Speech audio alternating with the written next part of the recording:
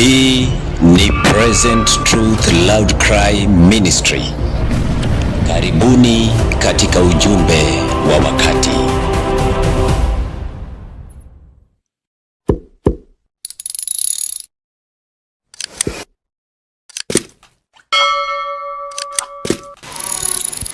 Asante. Bwana Yesu asifiwe. Amina. Bwana Yesu asifiwe. Amen.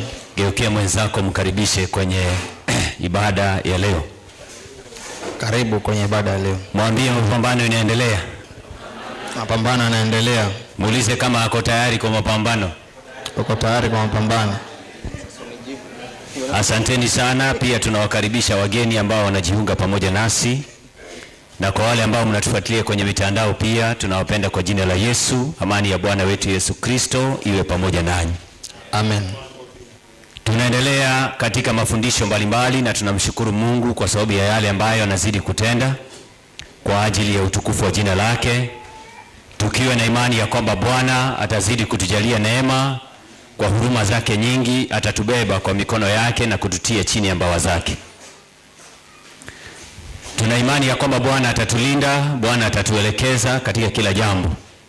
Kama wana matengenezo, tunao kusudia kuendelea kurejesha watu katika misingi ya imani. Leo nitasoma kitabu hicho cha Luka. Kabla sijaomba tena, tuangalie maneno ya Yesu aliyowaambia wanafunzi wake wasiwe na hofu. Hawa ni watu ambao wamekaa na Yesu miaka 3.5. Ni watu ambao walitarajia mengi. Ni watu ambao walipitia changamoto mbalimbali. Ni watu ambao walikuwa na tabia mbalimbali.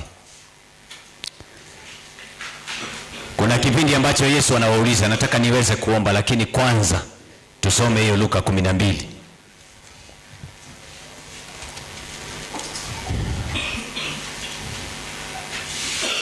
Luka 12. Alafu tutakuwa ni wenye kuomba. Mstari wa 32. Inasema Luka 12:32. Msiogope enyi kundi dogo. Kwa nini? Kwa kuwa Baba yenu ameona vyema kuwapa ule ufalme. Asante. Yesu anawaambia msiogope enyi kundi ndogo, maana imempendeza Baba yangu kuwapatieni ufalme wa mbinguni. Kichwa cha mahubiri haya, imani yetu itajaribiwa. Kila mmoja wetu. Tunaomba.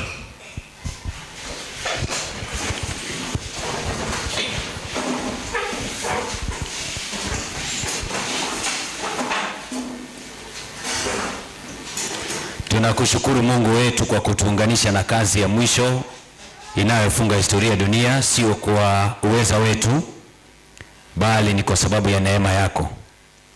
Hivyo tunaomba utunyenyekeze zaidi, tuendelee kumfunua Kristo na tabia yake katika ulimwengu wa giza.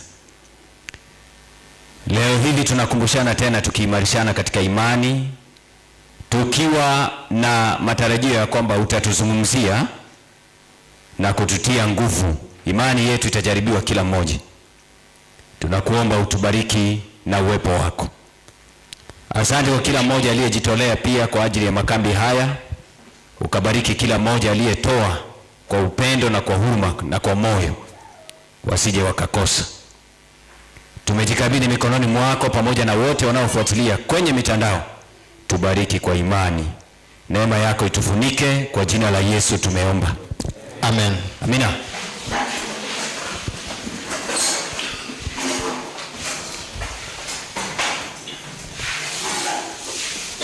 Wakati Yesu anamwangalia Petro kama kiongozi na anawaangalia wanafunzi wake baada ya Getsemane, anaona ni watu ambao bado wako na roho ya kushindana miongoni mwao. Maana walikuwa wanaulizana ni nani atakaye kuwa mkuu. Inamaanisha ya kwamba wengi wao hawakuwa wameongoka hata katika movement hiyo ya wana matengenezo. Ni watu ambao walikuwa wanashindania nyadhifa mbalimbali. Lakini Yesu alikuwa anatazama mbele, maana giza ilikuwa inakuja. The hour of temptation, the hour of darkness, kipindi cha giza kilikuwa kinakaribia. Lakini wale ambao walikuwa waingie kwenye kipindi hicho cha giza, masikini hawakuwa na habari kile ambacho kilikuwa kinakuja kuwapata. Ukisoma kitabu cha Luka 22 kuanzia mstari wake wa 39, haya maandiko yanaonyesha mambo ambayo Yesu aliwazungumzia kabla na tahadhari aliyotaka wao wachukue kabla ya kuingia kwenye giza iliyokuwa inakuja mbele yao. Inasemaje msomaji? Luka 22:39 inasema, akatoka akaenda mpaka mlima wa Mizeituni, kisha kama ilivyokuwa desturi yake, halafu wanafunzi wake nao wakamfuata naye. Ndio hao wanafuatana na Yesu polepole, hawajui ya kwamba kuna giza inakuja mbele. Kumbuka maandiko yanasema atakamatwa mchunga kondoo ama mwana kondoo kiongozi, na kondoo watatawanyika. Unabii ulikuwa umesema watakimbia wote, watamwacha. Sasa katika hilo andiko, maandiko yanasema katika mstari wake ni huo wa 40, Yesu anaendelea kuwazungumzia. Anasemaje? Alipofika mahali pale aliwaambia, akawaita wote wana matengenezo. Yesu akawaambia, ombeni kwamba msiingie majaribuni. Pray that ye enter not into. Na usiweke s hapo. Temptation ni moja inakuja. Hilo jaribu ombeni msiingie katika hilo jaribu.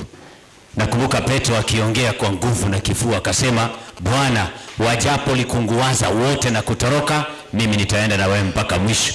Petro akasema, hata nishajiandaa, niko na njora 2. Wewe usijali. Moja upande huu na nyingine huko amefunika na kanzu yake, anatembea taratibu, yeye ndio bodyguard. Hakujua. Yesu anamwangalia, anamwambia Petro, Petro, wewe ambaye umeshika njora ngapi? 2. Wewe ndio shetani ametaka kukupepeta ngama ngano. Yesu alimwambia, na hizo njora zako ngapi? 2. Omba usiingie kwenye jaribu. Wapendwa, tutajaribiwa kila mmoja, hata kabla ya dhiki ambayo inakuja mbele. Kila mmoja wetu lazima ajaribiwe, na Mungu ataruhusu tujaribiwe imani yetu. Sasa Petro, baada ya Yesu kusema hivyo, msoma mstari wake na 41. Sikiliza maandiko. Mwenyewe akajitenga nao kama kiasi cha kutupa jiwe, kisha akapiga magoti akaomba. Yesu akaenda kuomba akisema, Baba, nini? Ikiwa ni mapenzi yako, uniondolee kikombe hiki. Walakini si mapenzi yangu, ndio, bali yako yatendeke. Asante. Hiyo ni Luka 22. Ombeni msije mkaingia kwenye hilo tatizo. Wakati Yesu alikuwa anaenda kuomba, wao wamevuruta usingizi, wanalala. Na Yesu alimchukua Petro, Yohana na nani? Na Yakobo, watu watatu wanaosimamia wawakilishi wa ujumbe wa malaika watatu, kipindi cha mwisho kabla ya sheria ya Jumapili kupitishwa, wakati wa giza ulioko mbele yetu. Na usisahau ni wana matengenezo. Ilibidi Yesu akamuita yule kiongozi, yule ambaye ni kiongozi wa kanisa, yule ambaye ni church elder, yule ambaye ni mhubiri shupavu. Yesu akamuita kando. Rudi juu mstari wa 31. Inasema akasema, Yesu akasema, Simoni, Simoni, wewe ambaye ni kiongozi na umebeba njora 2, tazama, Shetani anataka ninyi upate kuwapepeta kama vile ngano. Lakini nimekuombea wewe. Unaona, Yesu hakusema nimewaombea nyinyi wote, nimekuombea wewe. Wewe ambaye ni kiongozi, wewe ambaye uko katika mstari wa mbele katika kundi, wewe ndio utajaribiwa wa kwanza. Tuko pamoja? Ndio. Wewe mwenye unasema wewe ndio unajua kufundisha, unatoa Bible study, unafundisha unabii, jichunge, wewe ndio utajaribiwa kabisa. Lakini Yesu anasema nimekuombea wewe, imani yako isifanyeje? Isitindike. Endelea. Nawe utakapoongoka waimarishe ndugu zako. Imarisha wengine, waelezea kwamba majaribu ni makali, waambia kwamba mapambano ni makali. Kwa kila mwana matengenezo kibinafsi tutajaribiwa kila mtu kibinafsi, wakati wengine hawapo. Siku moja Katika historia ya wana wa Israeli, Gideon alijiliwa na malaika wa Mungu kumpa moyo, maana mapambano yalikuwa ni makali. Vita dhidi ya maadui yalikuwa yamenoga kweli kweli. Ilifika kipindi ambacho hata kiongozi wa Israeli mwenyewe Gideon, shujaa, hakuona kana kwamba Mungu yuko pamoja na wao. Kuna mambo Mungu aliruhusu yawapate Israeli, kwa sababu walitaka kupima imani yao, kama wako upande wake ama wako katika vuguvugu hilo kwa ajili ya msisimuko. Hata kiongozi alijaribiwa na ni Mungu aliruhusu. Ukisoma kitabu cha Waamuzi, Judges, kumbuka the title of my presentation, imani yetu itajaribiwa kila mmoja, na kama kuna hasara ya kupata ni hapa, hakuna faida. Kitabu cha Waamuzi, Judges chapter 6 verses number 13, kama sijakosea. Hebu acha nione. Waamuzi, ndio nasema. Gideoni akamwambia, rudi 11. Malaika wa Bwana akaenda akaketi chini ya mwaloni. Malaika wa Bwana alikuja baada ya kipindi kirefu cha mapambano uliokuwa katika Ofra. Huyo malaika akaenda akaketi chini ya mti wa mwaloni ulio kando ya Ofra, uliokuwa mali yake Yoashi, halafu Mwambiezeri. Kisha na mwanawe Gideoni alikuwa akipepeta ngano ndani ya shinikizo, kisha ili kuificha machoni pa Wamidiani. Unaona, walikuwa wamepigwa vita na Wamidiani, hata chakula zilikuwa zinaibiwa. Ilifika mahali wana wa Israeli wakapoteza matumaini kama Mungu yupo ama hayupo. Sasa malaika alipojitokeza wakati wa mapambano, akaketi mahali Gideon anaweza kumuona. Maandiko yanasema malaika akamwambia Gideon, soma. Malaika wa Bwana akamtokea akamwambia. Akamwambia kitu gani? Bwana yu pamoja nawe. Nani? Shujaa. Shujaa. Hawa ni viongozi wa imani katika movement ya wana matengenezo. Haijalishi mahali mpo, haijalishi ni kitu gani mnafanya, mahali popote pale Mungu anakutambua kama shujaa, maana ulijitenga na mifumo yote iliyoasi. Malaika akamwambia Gideon, Mungu yuko pamoja na wewe. Kiingereza nasema thou mighty man of valor. Maana vile malaika anamuita, wewe unatambulika na malaika wa Mungu kama nani? Gideon alijulikana kama kiongozi, akasemekana ni shujaa, lakini majibu ya Gideon ndio inajenga msingi ya mada tulio nayo leo. Imani yetu itajaribiwa. Sikiliza vile shujaa anajibu malaika wa Mungu. Baada ya malaika kusema wewe ni shujaa wa Mungu, sikiliza, twende. Gideoni akamwambia. Gideoni akashtuka. Bwana wangu. Akamwambia malaika wa Mungu, Bwana wangu, ikiwa Bwana yu pamoja nasi, ikiwa Bwana yu pamoja nasi, Israeli wana matengenezo, mbona mambo haya yote yametupata? Sijui kama umewahi kujiuliza swali kama hilo. Ikiwa Mungu yuko pamoja nasi, mbona mimi ndio nimefungiwa nyumba, watoto wangu hawaendi shule, nimekosa pesa za kuwalipia karo? Ikiwa Bwana yu pamoja nami, mbona mimi ndio nimegeukiwa kazini kwetu, hata mwajiri wangu hanielewi tena? Ikiwa Bwana yu pamoja nami, mbona matatizo yote duniani kana kwamba yameletwa juu ya kichwa changu? Mbona hata Gideon hakuelewa. Geukie mwenzako mwambie, wewe si wa kwanza, hata watangulizi wetu hawakuelewa. Wewe si wa kwanza. Hata mashujaa wa imani waliotangulia hawakuelewa jinsi Mungu anaongoza watu wake. Walikuwa katika giza. Na mkumbuka Elia, baada ya kushusha moto kutoka mbinguni, akasikia Jezebeli anamtafuta, akatimua mbio. Shujaa wa imani huyu anatimua. Wakati mwingine mashujaa wa imani, Mungu anaruhusu majaribu mengi yanaandamana pamoja na sisi. Inafika mahali unashangaa kama huyo Mungu yuko bado pamoja na sisi. Ikiwa Mungu yuko pamoja na sisi, mbona mambo haya yote yametupata? Mbona wewe ndio watoto wako wako na taabu? Mbona watoto wengine wa watu ambao ni wa dunia wananawiri? Kwa nini ni wako? Mbona wewe ndio uko na matatizo ambayo ukianza kuyapanga huelewi yanatoka wapi? Hata Daudi aliuliza, anasema wenye haki wanakaa kana kwamba wameachwa na Mungu. Anasema akiona wale ambao si wenye haki duniani maisha yao yako sawa,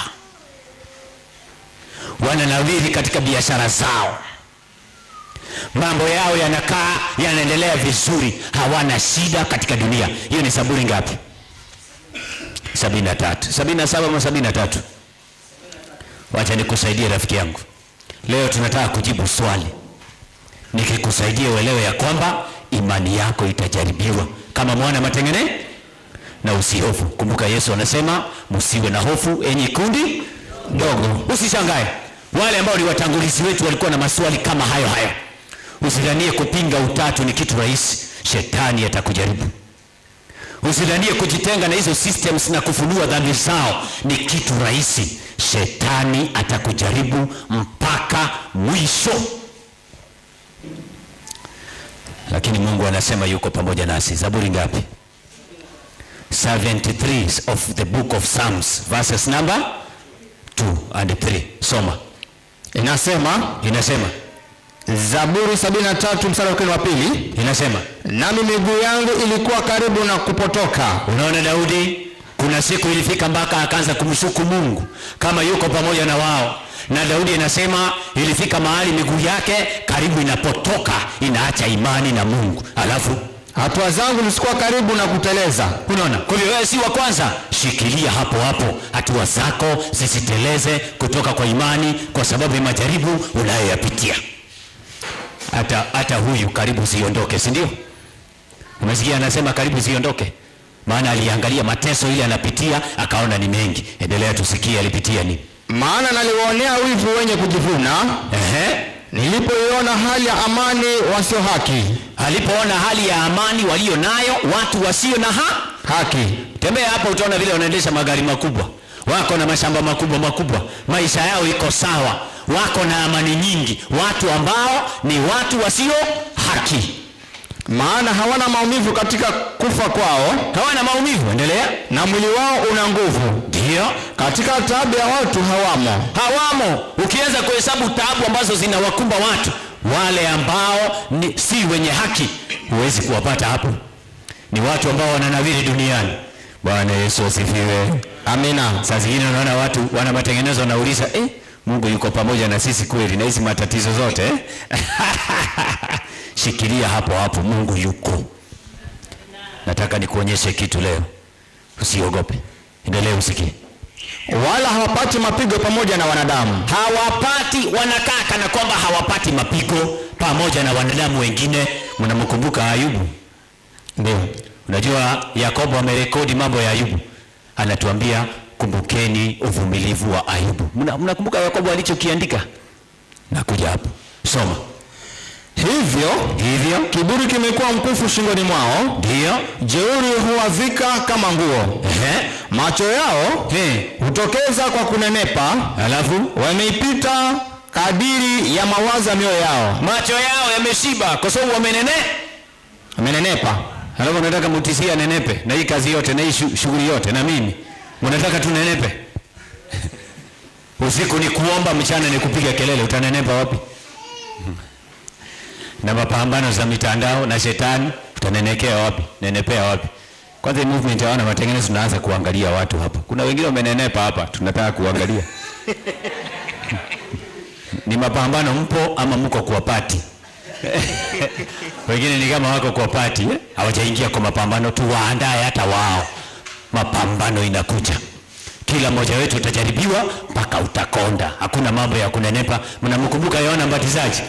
Ndio. Yesu aliuliza wanafunzi wake nini? Ni nini mlienda kuona? Ni unyasi unao tikiswa. Ni mtu karibu upepo unambeba kwa sababu ya maombi na kuzungumza sana, amekonda. Nakaa kama unyasi unaotikiswa, anaweza enda na upepo anytime. Huyo ni Yohana Mbatizaji kwa sababu maombi mengi, kwa sababu kulia kwingi na kwa sababu ya kuomba Mungu awaepushe na majanga na mitego ya shetani. Unasikia watumishi? Leo nimeona nifanye encouragement kwa watu ambao wanakufa moyo haraka. Leo nimeona nizungumzie haya mambo. Yakobo anasema kumbukeni uvumilivu wa Ayubu. Remember the patience of Job. Katika James chapter 5 verses 17 ama ni verses number 11. Fungua haraka haraka nisome nukuu ya kwanza ya roho nabii. Kwa hiyo watu ambao si wenye haki hawana sehemu katika taabu zinaowapata watu wa dunia. Wakina Danieli walipitia taabu. Ni watu waliwekewa makesi hata mahali ambapo wanafanya kazi. Maandiko yanasema basi watu wale walipoona ya kwamba hawana sababu zozote za kumshtaki Danieli, walitafuta sababu za kumshtaki katika mambo ya Mungu wake, maana katika masuala ya ufalme hawakupata. Shetani atainua watu wa kukuwekea hata fitina katika sehemu zako za kufanya kazi. Geukia mwenzako mwambie vile nimesema. Kuna watu hawajasikia. Shetani atainua watu hata kazini kwako wakuwekee fitina. Nakwambia ukweli, ingieni kwenye hii mapambano ndio mtaona kuna hasara. Atainua watu. Umefika Yakobo? Yakobo 5:11. Inasema, Angalieni, tawaita heri wao waliosubiri. Ndio. Mmesikia habari ya subira yake Ayubu. Mmesikia habari za subira yake nani? Ayubu. Ndio.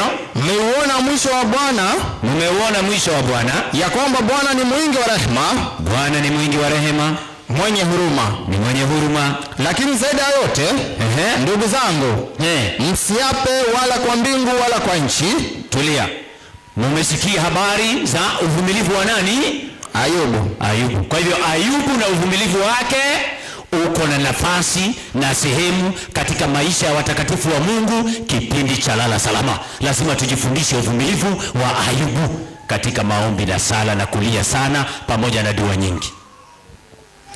Shetani atatujaribu kila mmoja wetu. Dada White anasema katika kitabu kinaitwa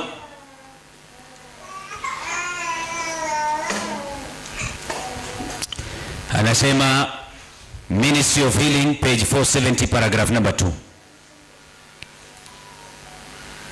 Ministry of Healing. Ama tuanze na PP Prophets and Kings page 162 paragraph number 1. PK 162 paragraph number 1. Tulia nisome. Dada White anasema into the experience of all of how many, katika uzoefu wa kila mmoja, there comes times of keen disappointment. Kunatokea nyakati za kuvunjika moyo pakubwa, and utter discouragement. Kunakuwa na hata kuvunjika moyo na kukata tamaa. Days when sorrow is the portion. Kuna kipindi ambacho kinaingia ambacho huzuni ndiyo sehemu yetu, anasema. And it is hard to believe that, na siku zote hizo ni vigumu kuamini ya kwamba God is still the kind benefactor of his earthborn children. Na ni vigumu kuelewa kwamba Mungu bado ndiye mwelekezi wetu na anayetujazia mahitaji yetu katika kipindi ambacho Mungu anaruhusu kuwe na huzuni nyingi katika maisha yetu. Endelea. Days when troubles harass the soul. Kuna kipindi ambacho Mungu anaruhusu matatizo yaweze kuvuruga nafsi zetu. Till death seems preferable to life. Ili kwamba hata kifo kiweze kutamaniwa badala ya uhai. Umewahi kufikia hapo? Kama hujafika, inakuja. Kuna kipindi ambacho unatamani ufe kwa sababu ya majaribu ambayo yamekuwa mengi. Anasema usiogope enyi kundi ndogo. Usiogope. Dada White anaandika hilo nukuu akiangalia the experience of Elijah. jinsi ambavyo aliomba Mungu akasema uniue. Elia alisahau ya kwamba yeye ndiye aliomba Mungu akashusha moto. Inatupasa kukumbuka yale makuu ambayo Mungu ametenda katika historia, na tuendelee kuomba Mungu, tusikate tamaa. Anaendelea kusema it is then that many lose their hold on God. Hapo ndipo watu wengi wanaacha Mungu and are brought into the slavery of doubt, na wanaingizwa katika mashaka, the bondage of unbelief. Unaona, wanaingizwa katika utumwa wa kutoamini Mungu. Kama vile Gideon aliuliza, kama Mungu yuko pamoja nasi, mbona haya mambo yote yanatupata? Hilo swali la Gideon liko kwenye mawazo ya watu wengi wana matengenezo. Inamaanisha Gideon alikuwa naamini kama Bwana yuko pamoja nasi, mambo hayo hayafai kutupata. Si ndiye alikuwa naamini? Si ndiye alikuwa naamini? Na ukisoma katika vitabu vya roho nabii, sikiliza, wacha nikuonyeshe Ayubu vile ambavyo aliandika siku moja. Hebu enda kwenye kitabu cha Isaya kwanza, ama Ayubu. Acha tuanze na Ayubu, sitakaa sana. Ayubu anasema katika kitabu kinaitwa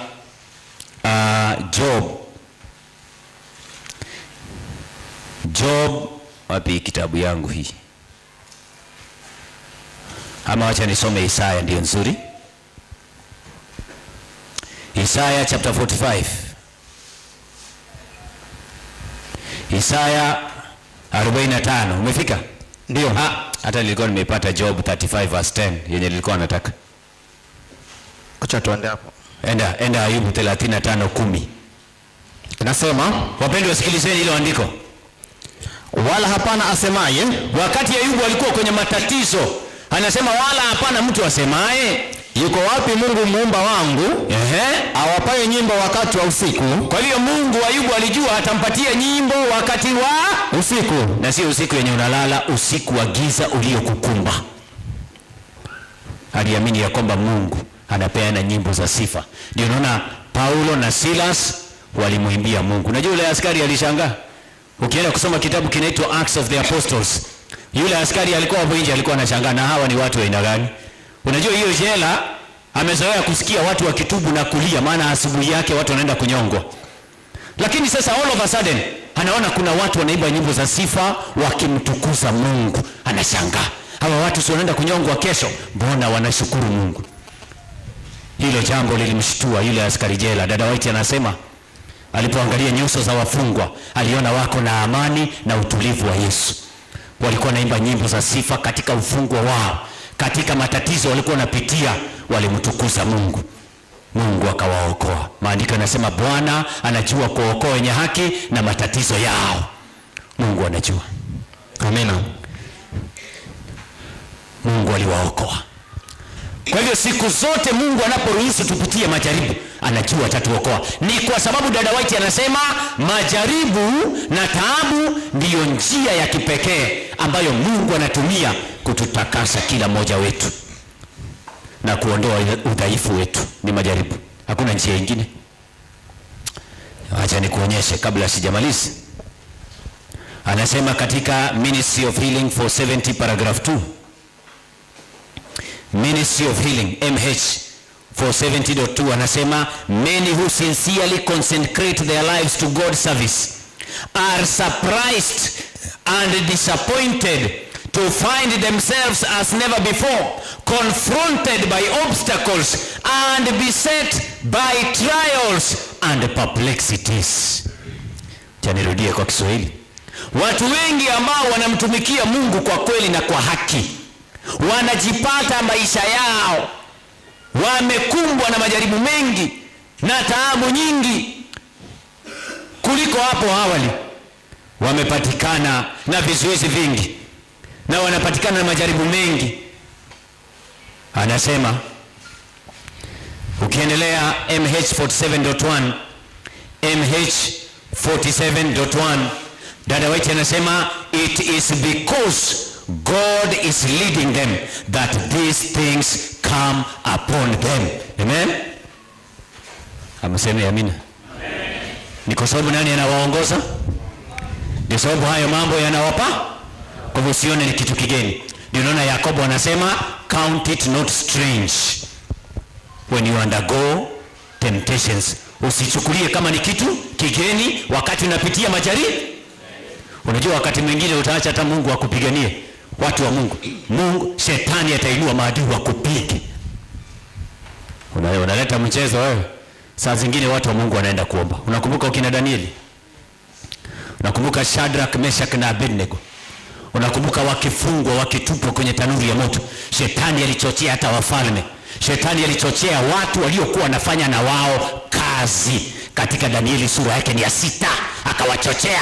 Hawa watu wamekataa kuheshimu mfalme. Lakini Danieli walifanya machoni pa Mungu yaliyo sawa.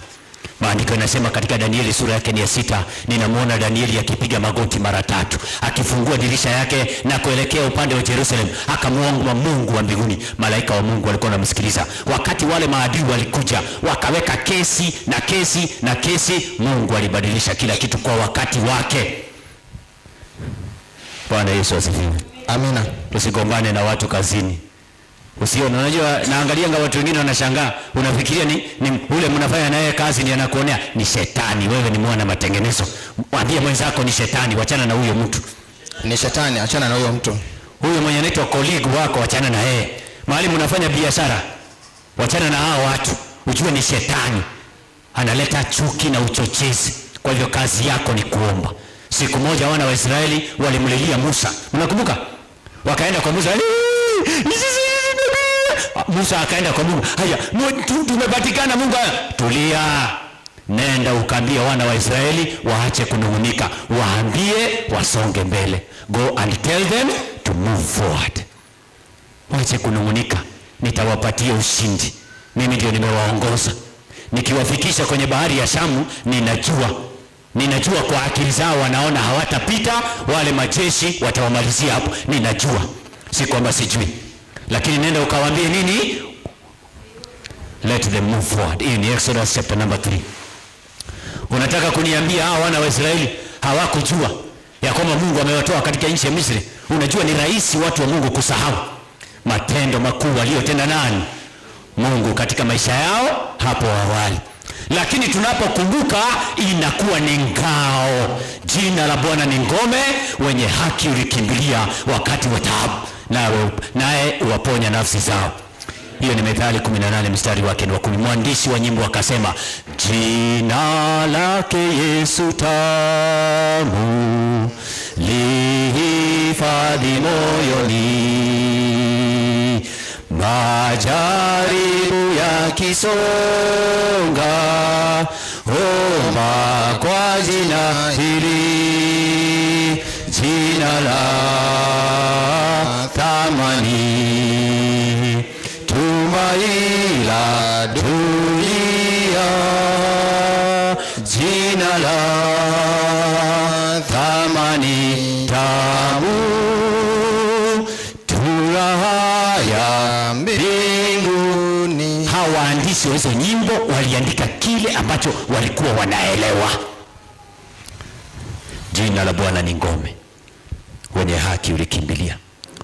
Usitatizike mwenzangu, Mungu yuko pamoja na sisi katika taabu zote. Ndio sababu ameruhusu tuyapitie hayo. Yuko karibu, nitamaliza. Anasema katika kitabu ambacho kinaitwa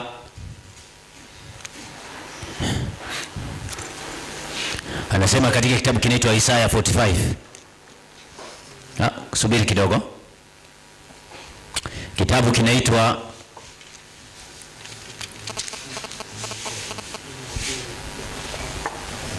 Desire of Ages 224 paragraph 5.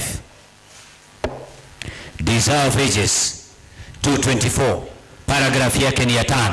Sikiliza dada White anasema. Anasema nini? And all the gifts. Anzia hapo.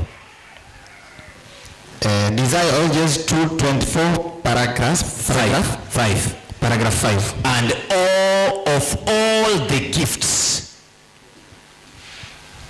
that heaven can bestow upon men. Vipaji vyote vyote ambavyo mbingu vinaweza kumpa mwanadamu, kati ya vipaji vyote hivyo. Umepata?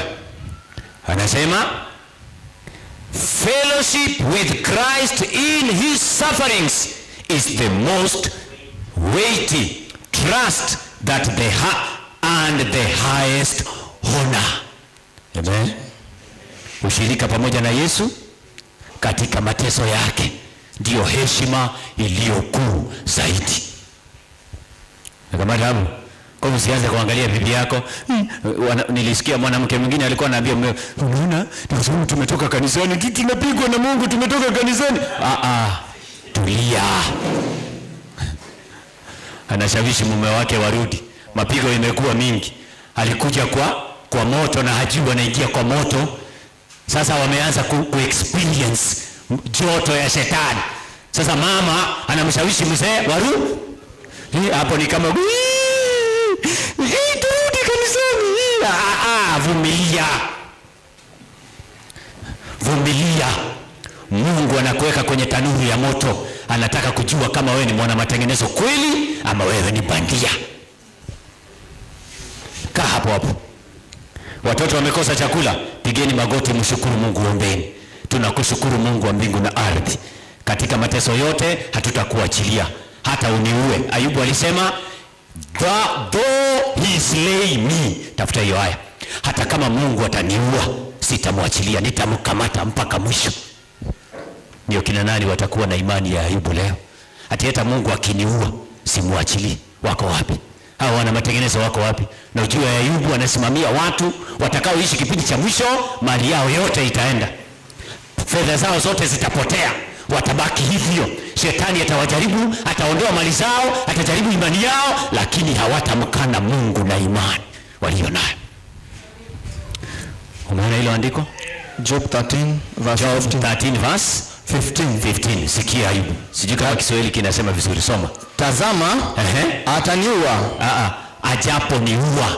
Though he slay me. Hata kama ataniua na hii mashida. Sina tumaini. Hata kama sina matumaini. Ila hata hivyo nitaithibitisha njia yangu mbele yake. I will not leave him.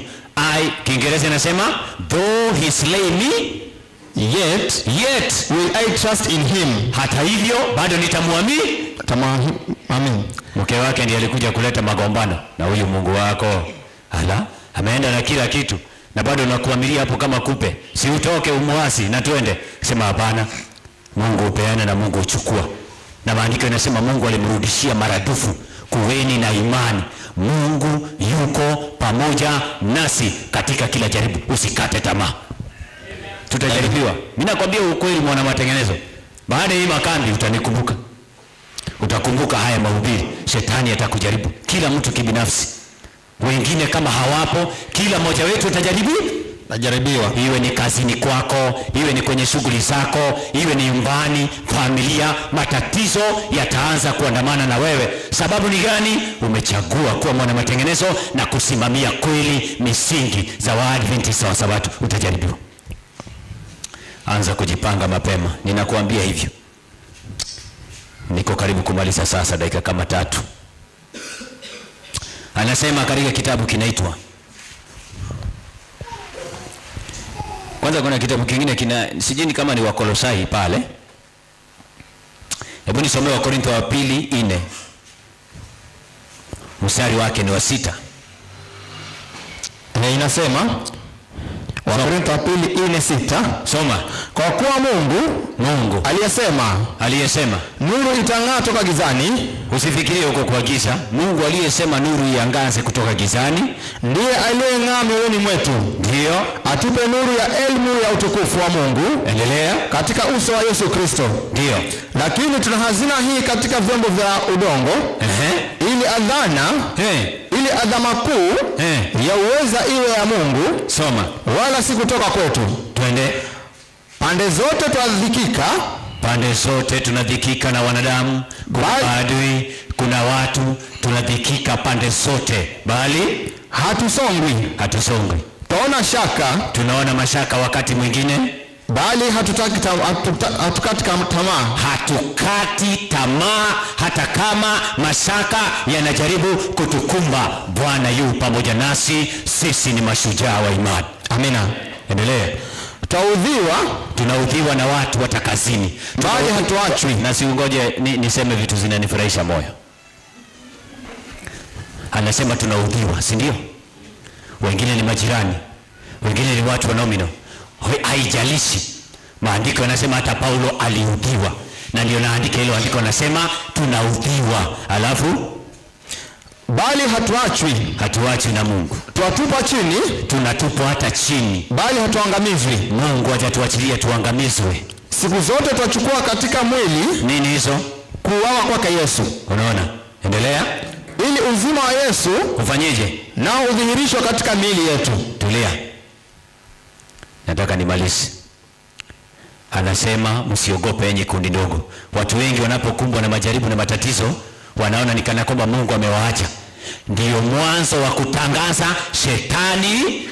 Tunatakiwa tuwe tunamshinda. Tunaweza kushinda ndani ya Kristo. Yesu alishinda, na Yesu alipokuwa duniani alijifundisha kutii Mungu. Si Biblia imesema katika Waebrania sura yake ni 5. Kwani Yesu alipitia nini? Si Yesu alikuwa anafanya kazi kwenye ile karakana kidogo ya baba yake. Wewe unadhania Yesu aliishi maisha gani? Na Yesu aliishi maisha kama yetu. Ukisoma kitabu cha Waebrania sura yake ni 5, mstari wake ni wa 7. Chapu nimalize hii somo. Inasema Waebrania 5:7.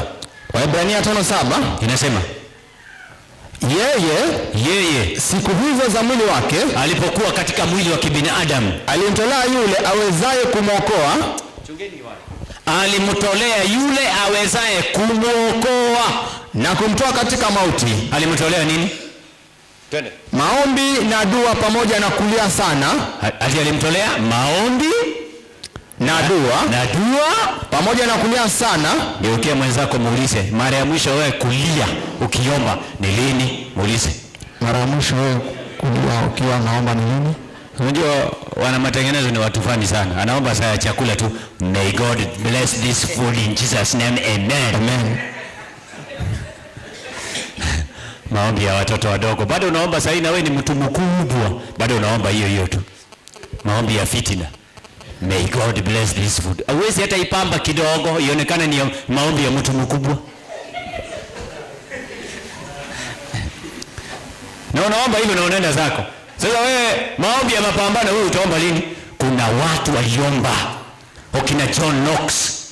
Watu waliitwa okina John Wesley, kaburi zao zilipochimbuliwa miaka nyingi baadaye, maana mifupa yao ilikuwa hapo. Wanasayansi wanaangalia magoti ya mifupa yao ilikuwa nyeusi. Walikuwa ni watu wa maombi, wanakaa katika magoti mpaka Mungu awajibu wao mwenyewe. Omba mpaka Mungu akujibu wewe mwenyewe. Usilale mzee. Wacha kukimbia kwa niombeni. Omba.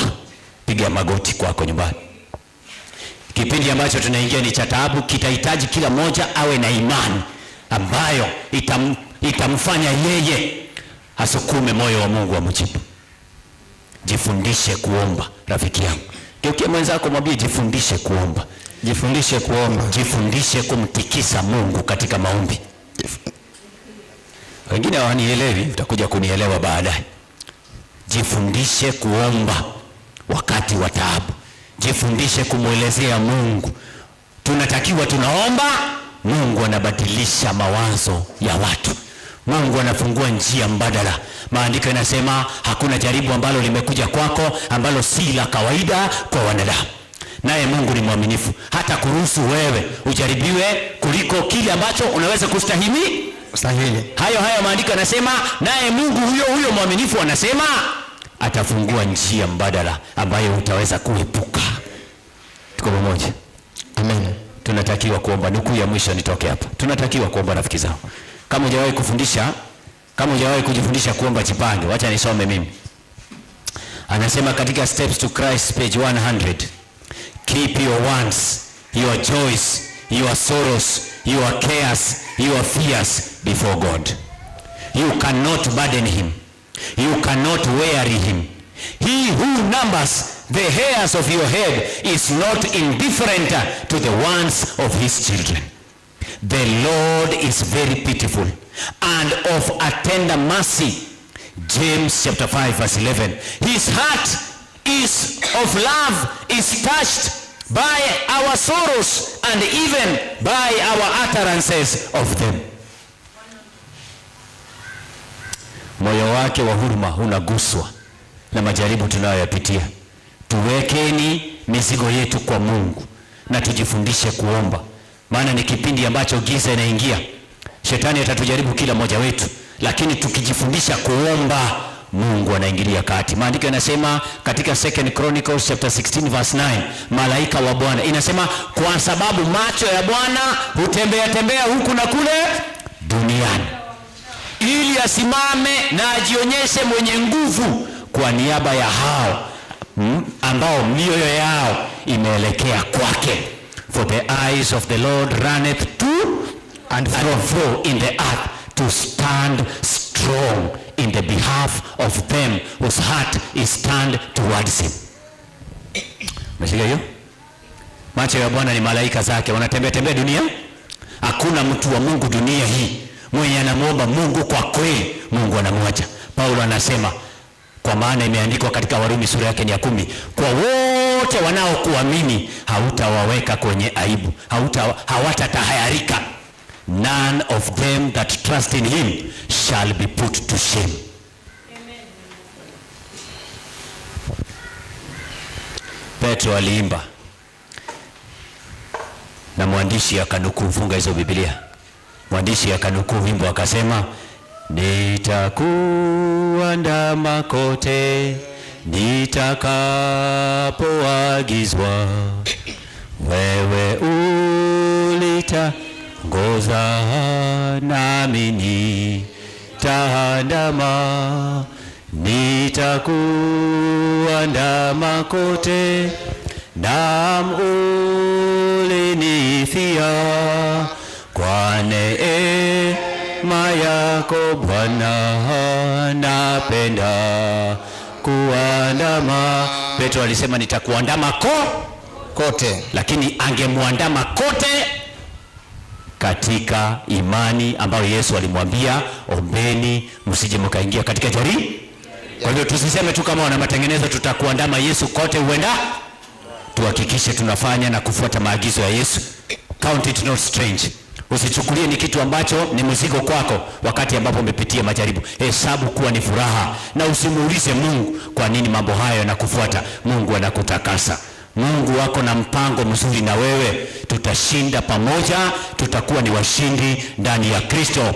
Mungu yuko pamoja nasi, sisi mashujaa wa imani. Amina. Amani ya Bwana wetu Yesu Kristo iwe pamoja nanyi. Amina. Tunaomba.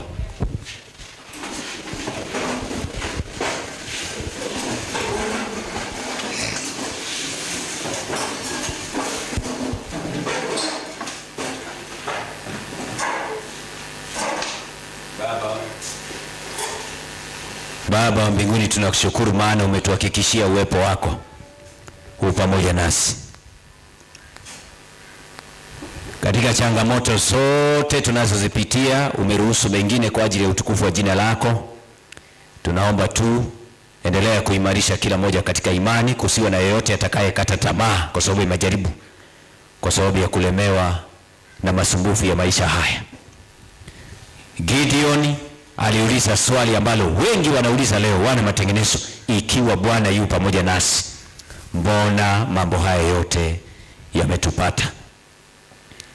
Umetujibu ukatuambia ya kwamba ni kwa sababu Bwana anatuongoza ndio sababu mambo hayo yanatupata. Haujatuacha wala hauna mpango wa kufanya hivyo. Katika kila jaribu Bwana umehakikisha katika neno lako ya kwamba utafungua njia mbadala. Tusaidie tuvumilie kama Ayubu alivyovumilia.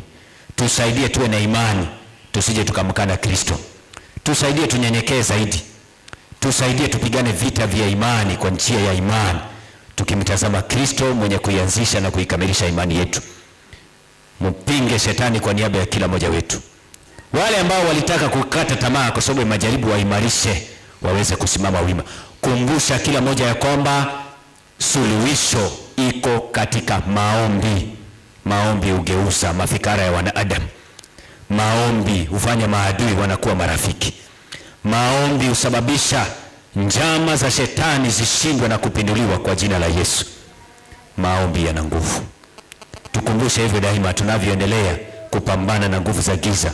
Paulo anasema ya kwamba vita vyetu si dhidi ya nyama wala damu, bali ni dhidi ya nguvu za giza, mamlaka za utawala wa anga hili, mkuu wa anga hili. Tusaidie. Waliofuatilia kwenye mitandao wabarikiwe pamoja nasi. Hebu mafundisho haya yalete uvuvio katika maisha ya wale ambao walikaa kana kwamba wanafifia kwa sababu ya majaribu mengi. Neema yako itufunike, mapenzi yako yakitimizwa, kwa jina la Yesu tumeomba. Amen. Amina.